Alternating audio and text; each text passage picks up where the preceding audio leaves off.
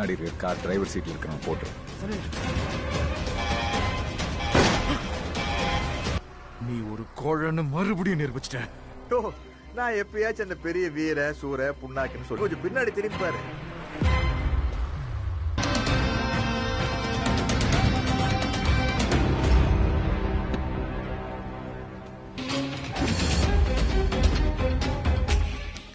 Halo sahabat, Assalamualaikum. Apa kabar? Semoga sehat selalu dan senantiasa bahagia. Terima kasih sudah subscribe dan selalu setia menyimak video-video SLMT-TV. Semoga senantiasa diberikan rezeki yang berlimpah ruah dan juga berkah oleh Tuhan Yang Maha Kuasa. Kali ini tentunya SLMT-TV kembali hadir menemani waktu bersantai sahabat dengan alur cerita film-film pilihan. Kali ini, SLMT-TV akan bercerita tentang sebuah film yang berjudul Terpugal Virkapadun.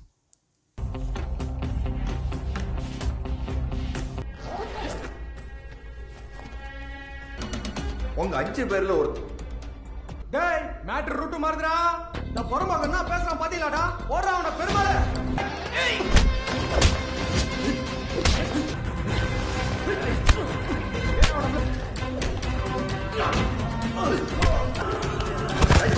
கொஞ்சம் மிஸ் ஆயிடுச்சே. Baiklah, tanpa perlu berlama lagi, langsung saja kita simak. Ini dia alur ceritanya.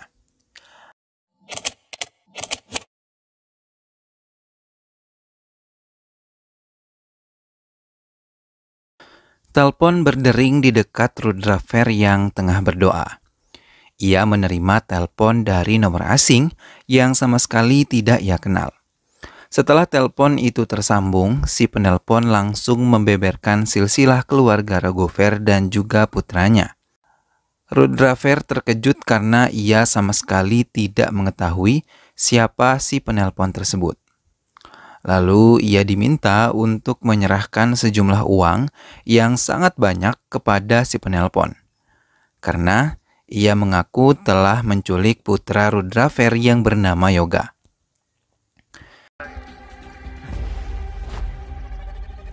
Rudra Fair langsung meninggalkan kamarnya, melangkah menanyakan kepada istrinya yang mengatakan kalau Yoga belum kembali sejak semalam merayakan pesta ulang tahunnya bersama teman-temannya. Rudra Fair pun menghubungi semua teman-teman Yoga yang ada di daftar teleponnya. Namun, tak satu pun dari mereka yang mengetahui di mana keberadaan Yoga. Akhirnya Rudra Fair menelpon keponakannya, Rajendra, untuk menemaninya mencari keberadaan Yoga. Rajendra pun menurutinya dan menjemput sang paman yang telah siap membawa 1 tas penuh berisi uang sesuai permintaan si penculik. Kembali si penculik menelpon Rudra Fair dan memberi waktu mereka kembali 45 menit untuk ke pemakaman Patrick. Punishment உங்களை தேடி வரும். Rudra Fair kali ini tiba di pemakaman Patrick lebih cepat dari waktu yang ditentukan oleh si penculik. Penculik mengatakan mereka harus menemukan Arokyadas. Mereka mengira nama tersebut adalah nama seorang warga di daerah pemakaman. Namun, setelah mereka berkeliling pemakaman, mereka baru menyadari kalau nama tersebut adalah nama yang ada di salah satu makam yang ada di sana. Mereka pun terkejut di atas makam tersebut mereka menemukan sebuah kotak kecil. Setelah membukanya, mereka menemukan sebuah handphone milik Yoga. Rajendra yang meminta bantuan kepada polisi diketahui oleh para penculik. Hingga si penculik meminta mereka untuk meninggalkan pemakaman tersebut dan pergi ke tol ECR. Dr. Naran Kumar merupakan otak dari penculikan Yoga, menghentikan sebuah bajai dan meminta mengantarkannya ke tol ECR, tempat di mana ia berjanji akan bertemu dengan Rudra Fair. Di tengah perjalanan, ia teringat putrinya Bharati yang sangat ia cintai. Ia selalu menghabiskan waktu bersama putrinya, yang merupakan mahasiswi kedokteran mengikuti jejaknya. Setelah Bharati tidak memiliki seorang ibu, Dr. Naranlah yang merangkap sebagai ayah sekaligus ibu bagi putrinya tersebut. Dr. Naran juga masih menempuh kuliahnya untuk memantapkan ilmunya di bidang bedah. Barati dengan malu mengatakan kalau ia menyukai salah satu teman kuliahnya yang bernama Kishore. Dengan senang hati, Dr. Naran melihat kebahagiaan di mata putrinya, yang sudah mulai beranjak dewasa dan sudah mulai mencintai pria lain selain dirinya. Tanpa mereka duga, Kishore mengajak kedua orang tuanya serta adik perempuannya mengunjungi rumah Dr. Naran. Mereka disambut hangat, namun Barati yang terkejut merasa risih dan kikuk menerima kehadiran mereka di rumahnya. Dengan berani, Kishore langsung mengatakan tujuannya datang ke rumah Dr. Naran, yang bermaksud ingin melamar Barati menjadi istrinya. Mendengar hal itu, membuat Dr. Naran bangga dan langsung menerima lamaran Kishore, yang merupakan anak dari seorang dokter juga. Mereka pun melangsungkan pertunangan dan pernikahan dengan bahagia. Namun tiba-tiba, Dr. Parthiban yang merupakan mertua dari Barati mengabari Dr. Naran kalau Kishore dan Barati menghilang. Mereka pun menyusul Dr. Naran dan mencarinya bersama. Di tengah kekhawatiran, Dr. Naran mendapat telepon dari salah satu rumah sakit untuk segera datang ke rumah sakit mereka, karena ada hal yang sangat gawat telah terjadi. Sampai di rumah sakit yang dimaksud, Dr. Naran malah disambut oleh seorang polisi dan memintanya segera ke ruang IGD dan mengatakan kalau Barati telah diserang oleh penjahat di tol ECR. Dengan bergegas, mertua Barati langsung menuju ruang di mana Barati berada. Mereka merasa terpukul melihat keadaan yang menimpa menantu mereka. Apalagi Dr. Naran, ia hanya terdiam dan sangat terpukul dengan apa yang telah menimpa putri kesayangannya. Saat itu Barati yang tengah menunggu Kishore berdiri di tepi jalan. Tak lama kemudian datanglah sebuah mobil. Melihat Barati seorang diri, mobil tersebut memutar arah. Beberapa pemuda mabuk keluar dari mobil dan mencoba menggoda Barati.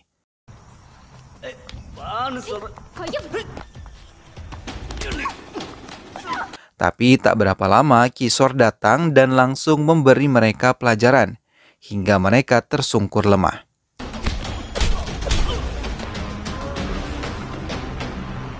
Kishore segera membawa Barati menuju mobilnya.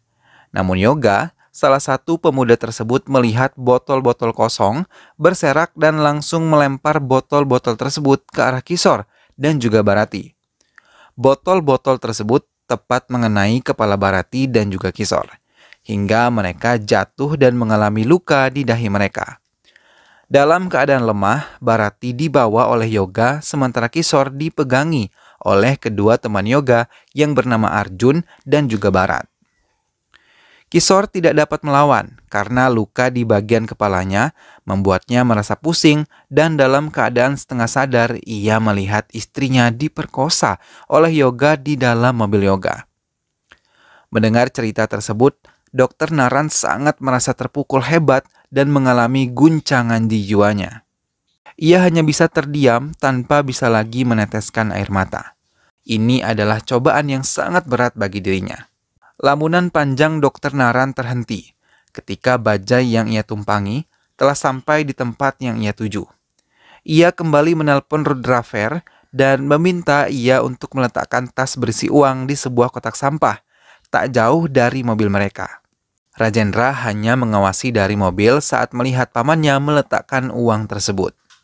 Setelah meletakkan uang tersebut, Dr. Naran mengatakan kalau Yoga berada di tepi tol yang berjarak 6 km dari posisi mereka.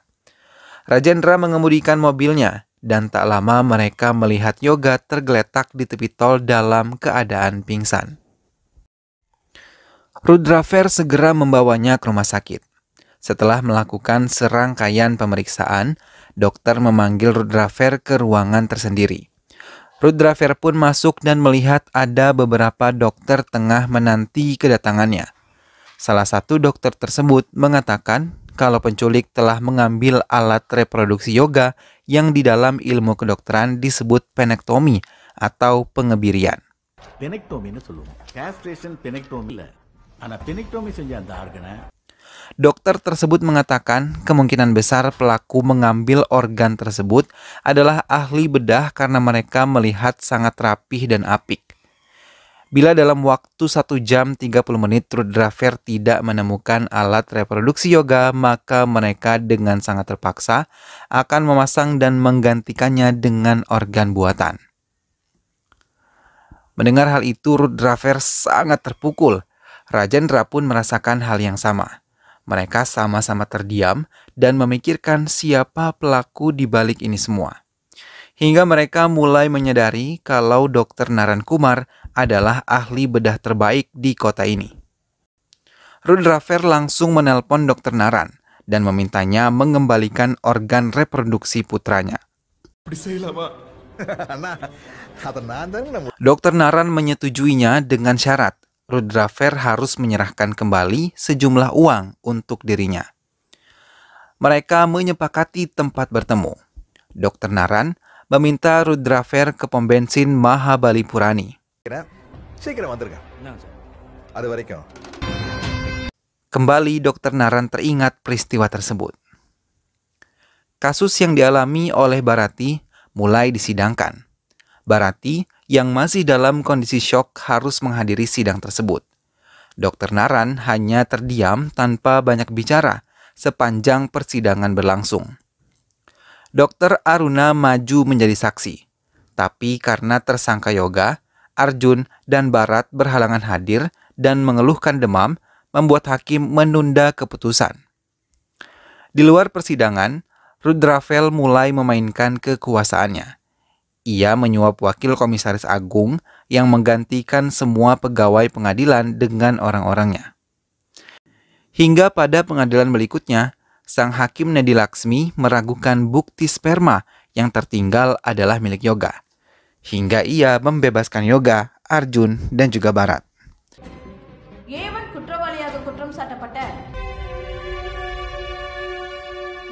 Mendengar hal itu, keluarga Bharati dan Kishore merasa sangat terkejut serta terpukul, terlebih lagi Dr. Naran. Dr. Naran yang sangat kecewa dengan keputusan hakim hanya bisa memandang raut bahagia yang terpancar dari kelompok yoga. Tapi berbanding terbalik ketika ia memandang keluarganya sendiri. Tiba-tiba, Rudravel datang bersama Rajendra. Dengan kesombongannya, Rudravel menghina Dr. Naran dan mengolok-oloknya kalau ia tidak akan pernah bisa mengalahkan Rudravel. அதுல கூட ஆள் இருக்க மாட்டேன். புரிஞ்சுதா?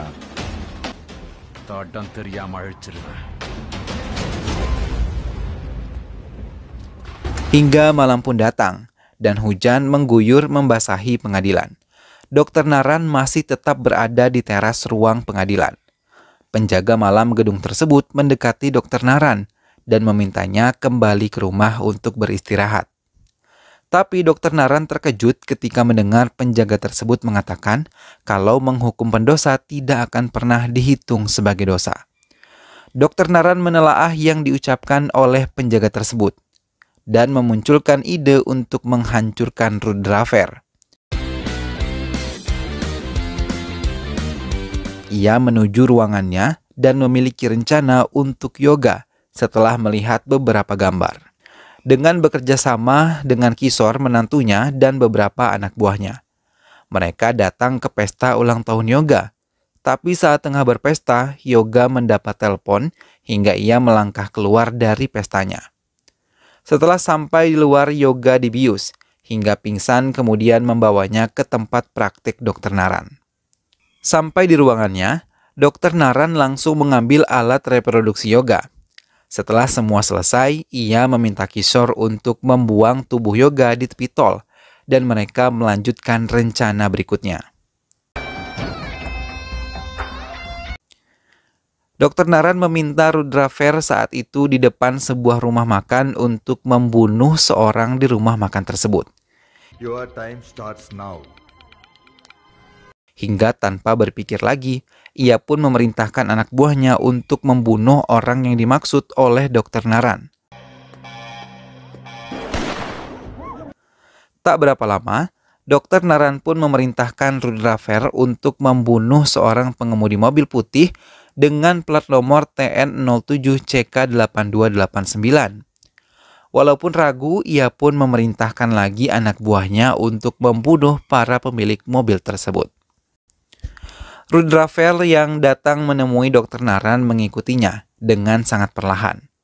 Dr. Naran kemudian memerintahkan Rudraver untuk menyerahkan pistol miliknya melalui anak buahnya. Lagi-lagi Rudraver menuruti keinginan Dr. Naran. 5 anak buahnya memasuki sebuah gedung. Sampai di dalam, Dr. Naran mengejek semua anak buah Rudraver dan menghasut mereka untuk menguasai uang yang ada di tas merah miliknya. Tapi mereka harus mengalahkan teman-temannya sendiri. Mereka pun terpengaruh dan berkelahi saling menjatuhkan. Namun tak satu pun dari mereka menjadi pemenang.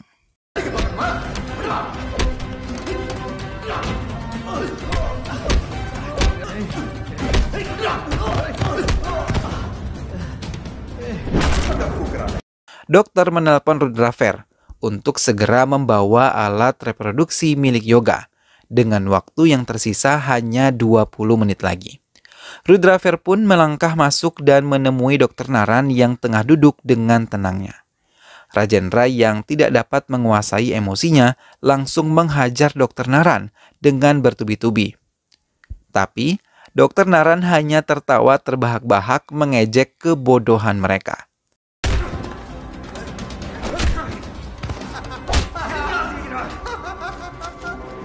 Dengan tertatih, Dr. Naran berdiri melangkahkan kakinya ke kursi dan duduk kembali.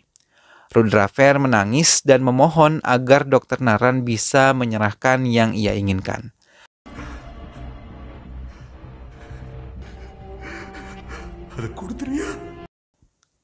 Dr. Naran juga meminta Rudraver untuk membunuh Rajendra.